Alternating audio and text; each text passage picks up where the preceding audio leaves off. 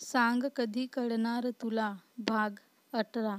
तर मित्रांनी मैत्रिणींनो, तुम्ही जर आमच्या चॅनलवर नवीन असाल तर चॅनलला सबस्क्राईब करा आणि बेल आयकॉन प्रेस करा. दोघंही आपापल्या घरी गेले.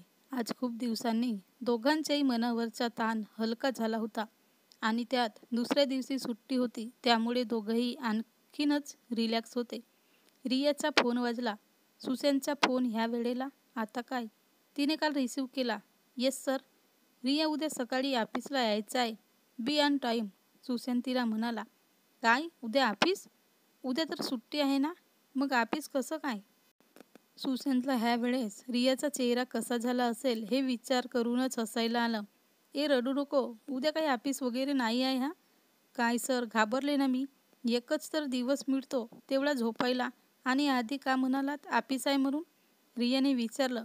ते तू आता सिरियसली येस सर म्हणाली म्हणून मला पण ऑर्डर द्यावी वाटली. बरं ऐक, उद्याचा काय प्लॅन आहे तुझा झोपण्याचा सोडून? सुसेनने तिला विचारलं. कुठून बोलून गेले मी उद्या झोपायचं, आता हेच ऐकवत राहील हा? ती मनातच म्हणाली. नाही, दुसरं काही नाही. ओके, मग माझ्यासोबत येशील का? त्याने विचारलं.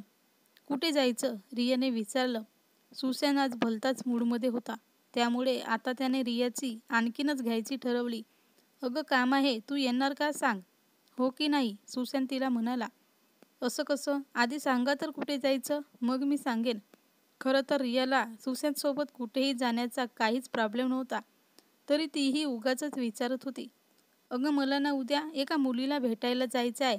माझ्या आईने बघितली आहे, तर आता मी टाळू शकत नाही आणि मला एकट्याला जायचा फार कंटाळा आलाय. सुशांतला हे बोलताना फार हसू येत होतं, पण तरीही तो खूप कंट्रोल करतं हे सगळं फार गंभीरपणे बोलतोय असं दाखवत होता. रियाला तर सुशांतचा इतका राग येत होता, तिला तर फोन कट करावा वाटला, पण ती असं काहीही करू शकत नव्हती. पण सर मीच का? दुसरं कोणी बघा ना प्लीज, मलाही फार बोर होतात अशा मीटिंग्स, रिया म्हणाली. हे बघ रिया, मी सगळ्यांना कॉल केले. सगळ्यांचे काही ना काही प्लॅन होते, म्हणून मी सुरुवातीलाच विचारलं तुला की काही प्लॅन आहे का, आणि तू नाही म्हणाली. म्हणजे बघ, तुला नसेल यायचं तर जाईन मी एकटा, मग काय करणार? यार, हा तर फार सेंटी मारतोय. ओके ठीक आहे, मी येईन, ती म्हणाली. ओके देन, मग सकाळी 10ला तयार राहा, मी येईल घ्यायला. सुशांत म्हणाला. काय, सकाळी 10 वाजता? इतके सकाळी भेटायला? अरे यू शोर, आपण भेटायलाच जातोय ना? रियाने विचारलं. किती प्रश्न असतात राव हिचे, तो मनातच म्हणाला. हो ग बाई, तू चल ना फक्त सोबत. सकाळ दुपार तुला काय फरक पडतो? आणि असं कुठं लिहिलं आहे का की सकाळी भेटू नये कोणाला? सुसेनने विचारलं. नाही नाही, मला नाही काही प्रॉब्लेम, या तुम्ही. ओके, मग भेटू सकाळी. Bye, take care, good night. Bye, good night. मला कशाला घेऊन जातो ह्या काय माहिती. सुशांतचं ना कधी कधी मला काही कळतच नाही. कधी कधी काय म्हणते मी नेहमीच कळत नाही, विचित्रच वागतो थोडासा. आता इतक्या वेळ सोबत होतो तर काहीही बोलला नाही, आणि ह्या वेळेला फोन करून सांगतोय की उद्या सोबत चल. पण उद्या सुशांतला खरंच ती मुलगी आवडली तर, आणि त्याने हो म्हटलं तर? नाही नाही, असं कसं हो म्हणेल? पण बघायला जातोय, एखाद्या वेळेस म्हणूही शकतो. आणि मला तर हा मुद्दामून घेऊन चालला सोबत. मला काही कळत नाही का? तो असाच टाइमपास म्हणूनच बघणार असेल. हो, असंच असणार. चला झोपूया, सकाळीच उठावं लागेल. रिया, खरंच वेडी आहेस ग तू. किती सहजपणे विश्वास ठेवते. आत्ताही विचार करत बसली असेल उद्याचा. आता तू असताना कशाला बघेन मी दुसरी, साधं इतकेही कळत नाही का तुला? चल, उद्याचा दिवसच खूप छान असणार आहे. आय होप तुला सरप्राईज आवडेल. इतक्यात सुशांतची आई तिथे आली. काय रे सुशांत, एकटाच का हसतोय? काय झालं? काही नाही ग. बोल, काय म्हणते? काही नाही, तू आज काही बोलला नाही म्हणून बोलायला आले होते, आपलं सहजच. काय मग, रिया कशी आहे? तिचाच विचार करत होता ना आता, त्याची आई त्याला म्हणाली. हिला कसं कळलं मी काय विचार करतोय? आई आहे तुझी मी, तुझ्या मनातलं नाही ओळखणार तर कुणाच्या? बरं, करत होतो तिचाच विचार बस. सुशांत सांगून टाकणार आहे आता. किती वाट बघायची अजून तिने? एकदाच बोलून मोकळा हो, बस झाला आता. आणि आता जर तू बोलला नाही ना लवकरच, तर मीच तिच्या घरी मागणी घालायला जाईन, आणि तिच्या घरचे आणि ते कुणीही नाही म्हणणार नाही याची शाश्वती आहे मला, त्याची आई ठामपणे म्हणाली. ये आई, तू असं काहीही नाही करणार. मी बोलणार आहे तिला, आणि हो, अगदी लवकरच. फक्त आता मला एकच करू दे. बोलायचे आधी तिच्याबद्दलही काही जाणून घ्यायचं आहे, आणि आपल्याबद्दलही तिला फारसं काही माहीत नाही, तेही तिला सांगायला हवं. जर ह्या कशामध्येही तिला काहीही अडचण नसेल तर मग मी बोलेन, कारण प्रश्न आयुष्याचा आहे, तिच्याही आणि माझ्याही. म्हणून मला असं वाटतं की थोडंसं जाणून घ्यावं एकमेकांना. सुशांत म्हणाला, तू जे बोलतो आहेस ते पटतं मला. सुशांत, मुळात तू चुकीचं काहीही बोलत नाही आहे. पण अरे, प्रेम ही गोष्ट असं सगळं बघून नसते होत. ती सहज होणारी गोष्ट आहे. इतका विचार नसतो करायचा बाकीच्या गोष्टींचा. आणि रियाला तर तू किती चांगला ओळखतो. ती खरंच खूप चांगली आहे. हो आई, ती चांगलीच आहे, आणि मी तर म्हणेल की सगळ्यात चांगली. पण तिच्याही काही अपेक्षा असतील ना, त्या जाणून घ्यायला नको का? आणि आधी आपण नात्यांमध्ये जे काही भोगलं आहे त्यामुळे सहजासहजी नाही ठरवता येत ग काही, तो म्हणाला. हो, पण ते सगळे नसतात रे सारखे, त्याची आई म्हणाली. एक्झॅक्टली आई, रिया मला हेच म्हणत होती. माय गॉड, काय सारखे विचार आहेत तुमचे, सुशांत म्हणाला. चला, म्हणजे माझ्याशिवाय तुला आता कुणीतरी समजून सांगणार आहे.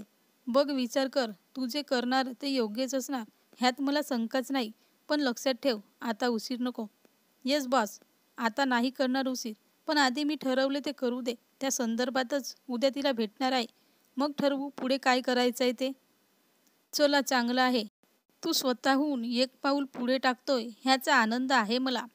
आय होप उद्या तुला तुझ्या सगळ्या प्रश्नांची उत्तरे मिळतील, ज्यावर तुझा पुढचा निर्णय अवलंबून आहे, सुशांतची आई त्याला म्हणाली. हो, मलाही तेच वाटतंय, सुशांत म्हणाला. सुशांत सकाळी रियाला घ्यायला आला. रिया छान तयार होऊन आली. सुशांत मनातच म्हणाला, अशी इतकी छान तयार होऊन येत जाऊ नको ग. गाडी चालवताना लक्ष नसतं माझं. मग ती आली, त्याच्या बाजूच्या सीटवर बसली. चला, निघायचं, रिया म्हणाली. बाय द वे, जायचं कुठे आहे? म्हणजे तिच्या घरी किंवा बाहेर? बाहेर कुठे, रियाने त्याला विचारलं. अगं हो रिया, थोडा धीर धर. तिकडेच निघालो आहे आपण, कळेलच थोड्या वेळात. बरं, नका सांगू मला, असंही काय करायचं आहे. बरं, कोण आहे ती मुलगी, काय करते, कुठे शोधली, नाव काय आहे?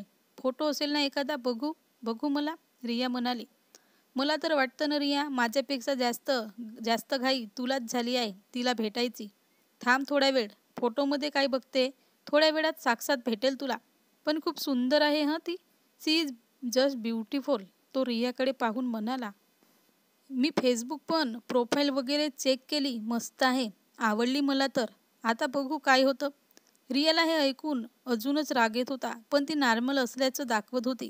पण तिचा चेहरा स्पष्ट बोलत होता की तिला किती राग येतोय. बापरे, हा तर एकदम हो म्हणायच्या तयारीत आहे. इतकी काय आवडली काय माहिती, पण तिला तर आवडला पाहिजे ना. पण ह्याला बघून कुठली मुलगी नाही म्हणणार? अरे, पण तिला काय माहिती ह्याचा स्वभाव. ह्याला नाही तर कोणी म्हणणार नाही, पण ह्याच्यासोबत पटवणारं पण नाही कुणाचं. तिच्या मनातच विचार चालू होता. सुशांत सर, पण तुम्हाला बरंच बदलावं लागेल स्वतःला. म्हणजे रागावर नियंत्रण ठेवावं लागेल, कारण ती का सहन करेल ना हे सगळं, रिया म्हणाली.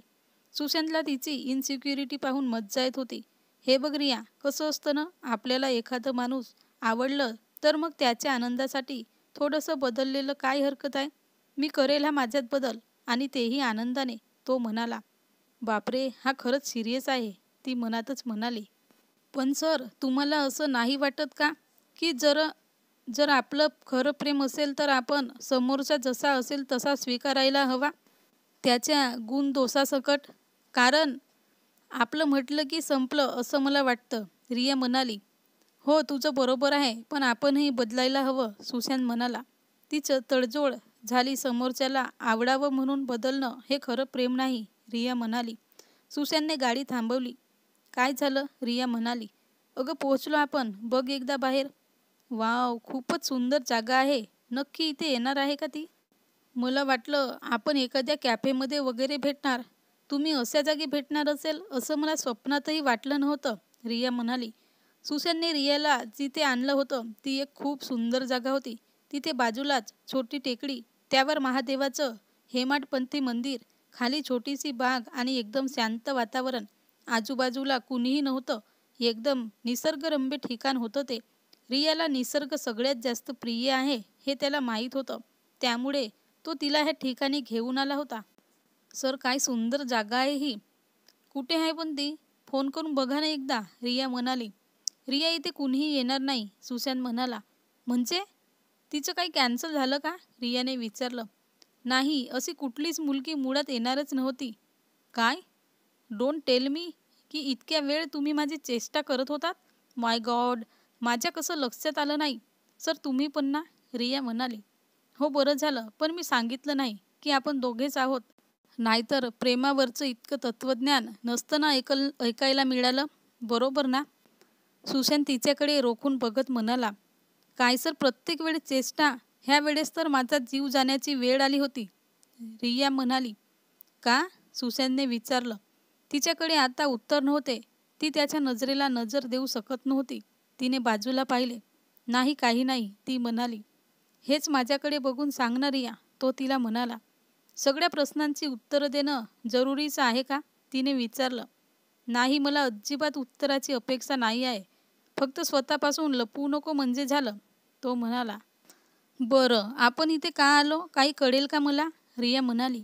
हो, सांगतो ना. हे बघ, गेले कित्येक दिवस आपण बरेच तणावामध्ये होतो आणि तुलाही बरंच सफर करावं लागलं, डायरेक्टली असो वा इनडायरेक्टली. कारण कुठे ना कुठेतरी मीच होतो असं मला वाटतं.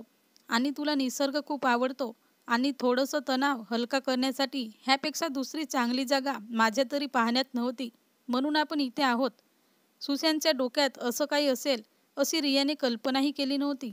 आता तो विषय बदलायचा म्हणून रिया म्हणाली. वर मंदिर आहे ना, आपण जाऊन यायचं का?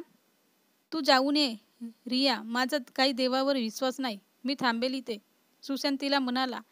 का सर? तोच आहे आपलं सर्व काही. आपलं चांगलं वाईट घडवणारा तोच असतो आणि तुम्ही त्याचं अस्तित्वच मान्य करायला तयार नाही. तुला एक सांगू का रिया, मी लहान असताना इथे माझी आई घेऊन यायची. म्हणजे तेव्हा परिस्थिती वेगळी, खूप खराब होती. म्हणजे माझे वडील खूप त्रास देत होते आम्हाला. म्हणजे सगळीकडूनच खूप त्रास होता. तेव्हा ती इथे येऊन, म्हणजे ह्याच मंदिरात खूप वेळ घालवायची. देवाकडे खूप प्रार्थना करायची, पण काहीही झालं नाही. मला थोडं कळायला लागलं. मलाही वाटलं की आता हाच आहे जो आपली ही परिस्थिती बदलू शकतो. मग मी ह्याच्याशी अक्षरशः भांडायला लागलो. पण कशाचाही काहीही फायदा झाला नाही. माझी परिस्थिती तर नाही बदलली, पण मनस्थिती मात्र नक्की बदलली. तेव्हापासून मला कळालं की आपल्याला करावं लागतं. मागून काही मिळत नाही आणि मला मंदिरात ती शांतता कधी मिळत नाही जी बाहेर मिळते, सुशांत तिला म्हणाला. त्यामुळे मला कधीही टेन्शन आलं, खूप डाऊन फील होत असलं की मी इथे येतो, पण मंदिरात नाही. हे बाजूचंच वातावरण मला जास्त पॉझिटिव्ह वाटतं. त्यामुळे मी तुला नाही अडवणार, तू जाऊ नये, पण मला मात्र आग्रह करू नको, सुशांत तिला सांगत होता. इतकं ऐकल्यावर रियाकडे आता त्याला समजून सांगायला शब्दच नव्हते. ती मंदिरात जाऊन आली. आता खरं तर तिला प्रसन्न वाटत होते. किती प्रसन्न वाटतं मंदिरात जाऊन. पण सुशांत नाही आला. मीही आग्रह नाही करणार कधीही. ज्या दिवशी स्वतःहून वाटेल त्या दिवशी येईल तो. ती खाली आली. तो खालीच एका बाकावर बसलेला होता. ती त्याच्याजवळ येऊन बसली.